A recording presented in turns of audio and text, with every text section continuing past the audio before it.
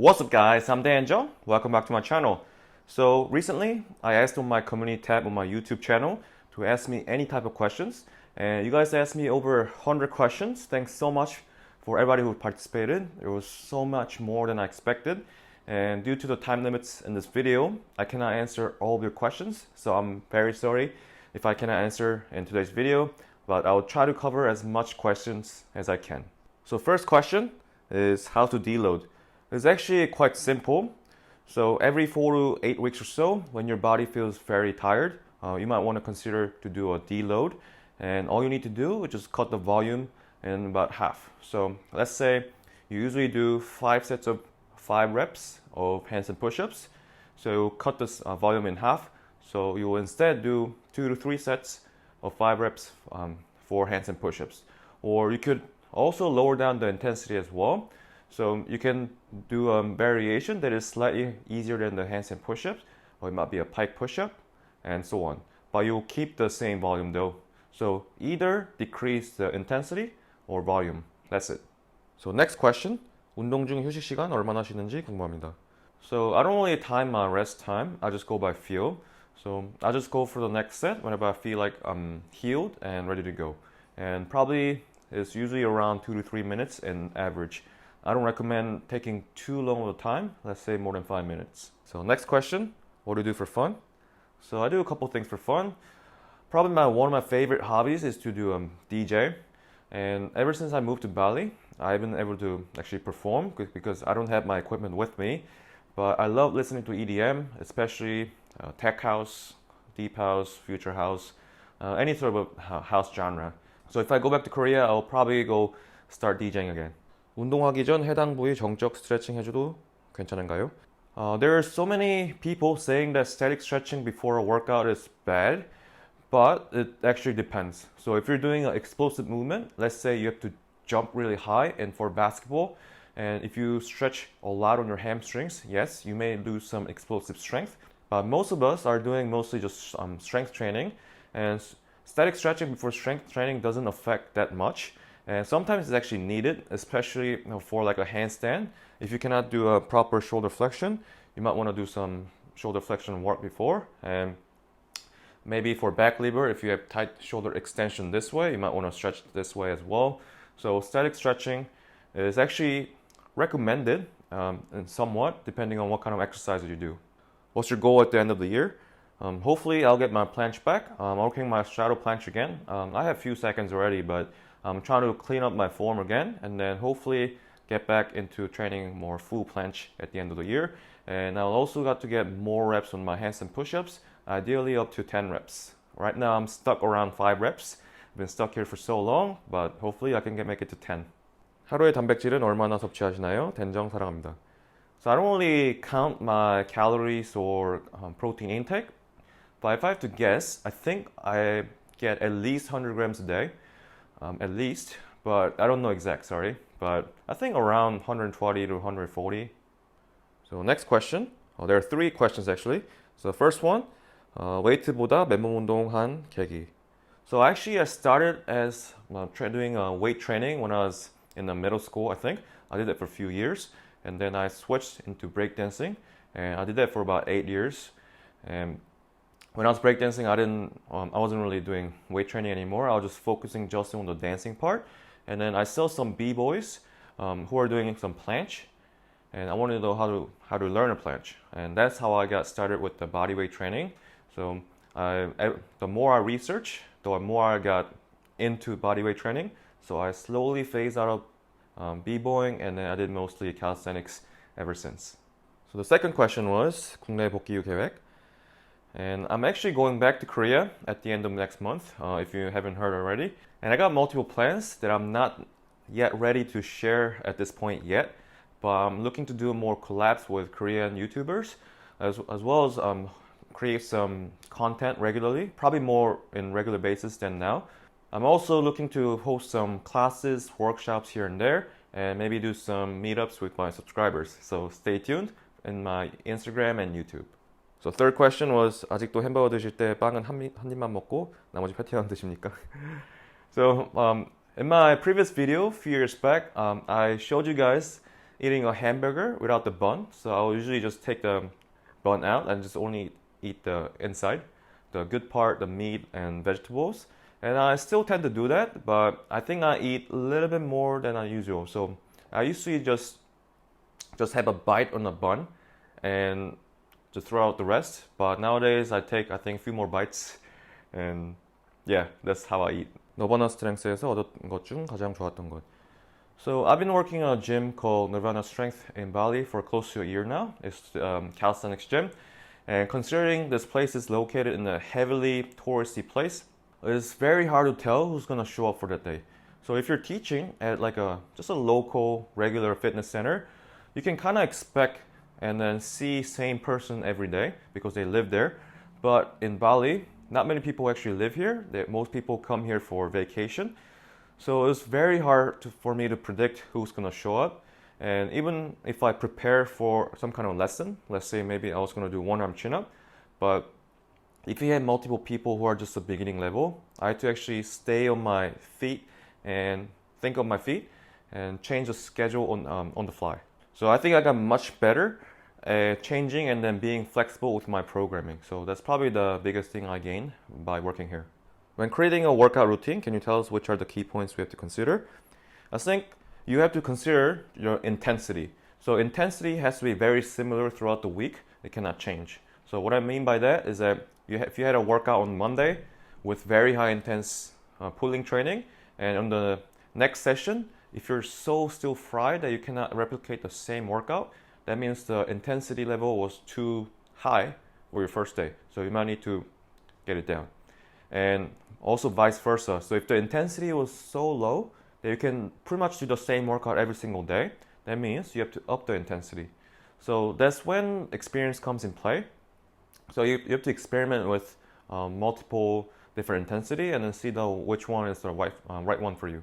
So the goal is you want to be as intense as possible, but still you should be able to recover for the next session. That's the main key points here. 훈련을 몇 세트 실패 지점을 하지 않고 개수를 정해서 훈련하는 이유가 따로 있나요? So I almost never get into a failure. I hate going into failure for a couple reasons. So the biggest reason why I don't get into failure is because it just ruins your next set. So let's say you can do 10 seconds of front lever, full front lever that's your max hold. And if you do that for your first set, your next set you probably cannot replicate. It will drop down to like 5 seconds and then 3, 2, and 1, and so on.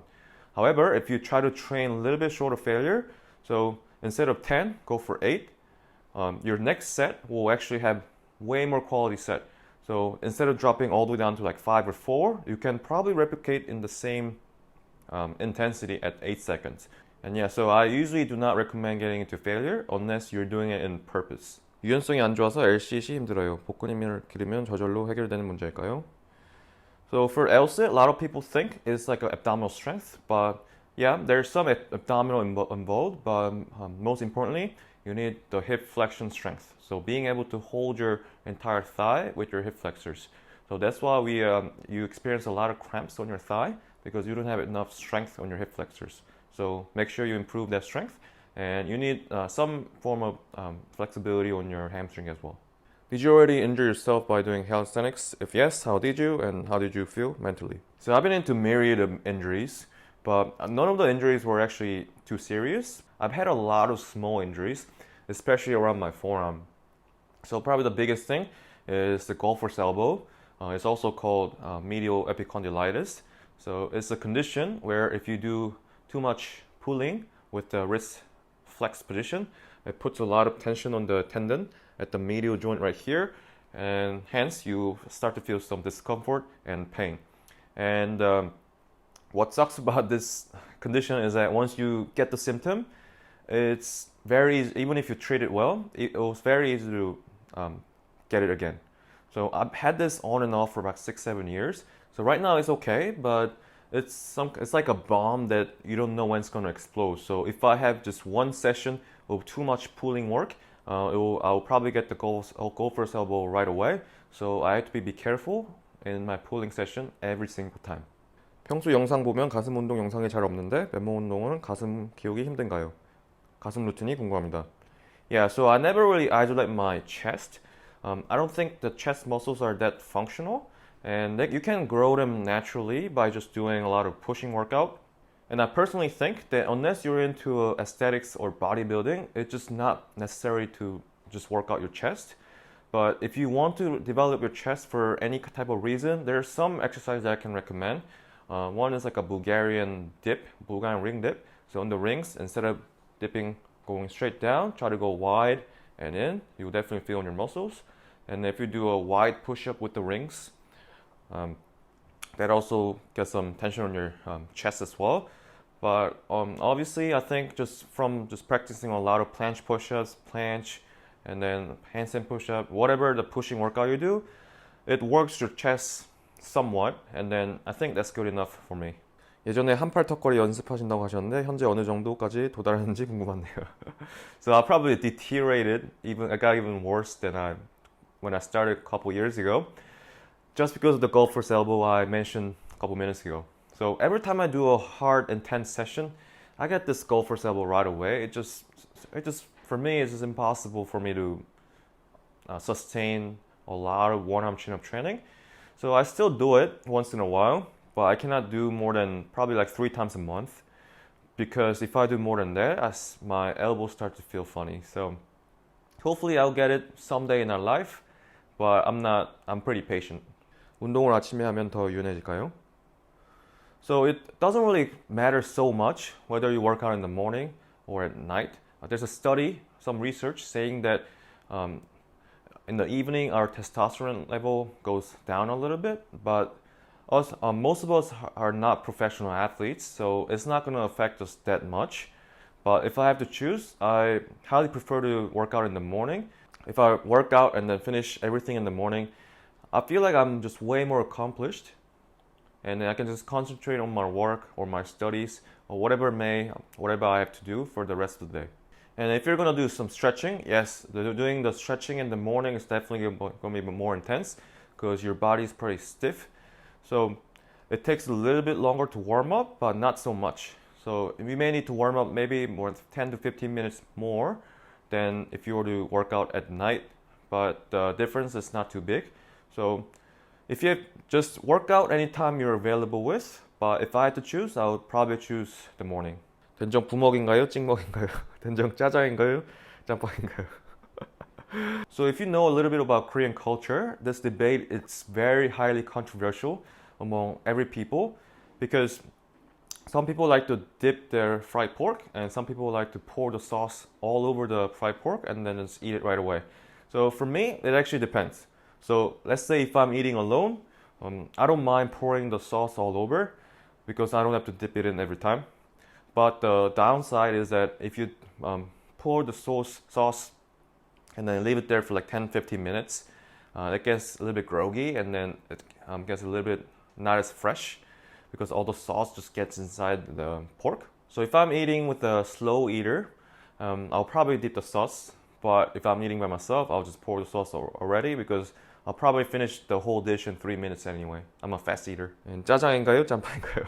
So when I was a kid, I like jajang way better, but I think I'm getting older, I'm getting more into jampong, I think. But I like both. 혹시 바디빌딩 쪽으로도 관심 있으신가요? 대회 뛸 생각이라든지.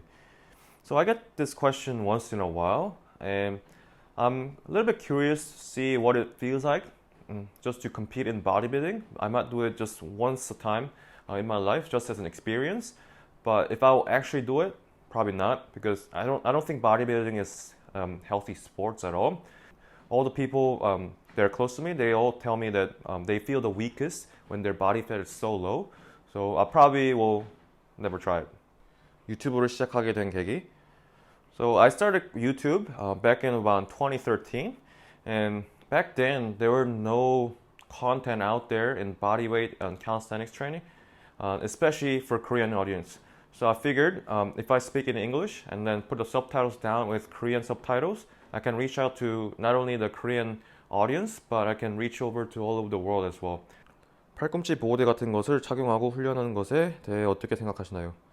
So I usually never recommend getting some kind of protective gear unless you're injured. So if you're coming out of the wrist injury, it's okay to put some wrist straps just for some little bit of extra support. but a lot of people tend to rely on the straps. Right after you put the straps out, your wrist gets weaker because you get so rely on it. So if you're coming out of injury, fresh out of injury, yep, the elbow sleeves, wrist sleeves, they're okay, but try not to rely on it. And eventually, I'll just not recommend using it at all. push, pull 데이를 따로 정해서 운동하시나요? Yeah, so my current split is push, pull, and some weak link. So push day, obviously I do like planche, handstand, push-up training. Pull day, some one-arm chin, front lever work. And my weak link day, I do a lot of mobility, whether that be a middle split training, front splits, or maybe it could be like a shoulder flexibility. Any movements that I feel I'm not very good at, I just shove everything in there as well. And it's not like I don't do any mobility on my push or pull day as well. I do a little bit as well. But my third day, my weak link day, is a little bit more heavily focused on my mobility. 바디웨이트를 하시게 된 계기와 이 운동하며 느낀 개인적인 매력은 어떤 것인가요? So I think the most fun part about bodyweight training is that there are just so many varieties. So let's say if you're doing into powerlifting, and if you start from benching and you start from 20 kilo bench, 30, 40, and then all you do is just up the weight. That's it. It's no matter how good you get, you're doing the same normal bench press every time. But with bodyweight training, the exercise, you can play around with different exercise. You may start with like a tuck planche push-up, and then you get stronger, and then you do like a straddle planche push-up, and then full planche push-up. And then you're basically doing the different exercise as you get stronger. So it feels kind of like a game that you have to conquer each different stages. So I think that's the most fun part about bodyweight training. Okay guys, so that'll be it for today's Q&A session. Thanks so much for everybody who participated. And again, I'm sorry if I didn't get to cover your questions. I actually replied some of your questions on the comment section on the community tab. So make sure you check it out as well. Okay, so hope you enjoyed my Q&A session. I will probably do it again in the future. Thanks so much for watching, guys. I'll continue to do these Q&A sessions if you guys are interested. So let me know in the comment section below and show me some support. And I'll see you guys in my next video. Peace.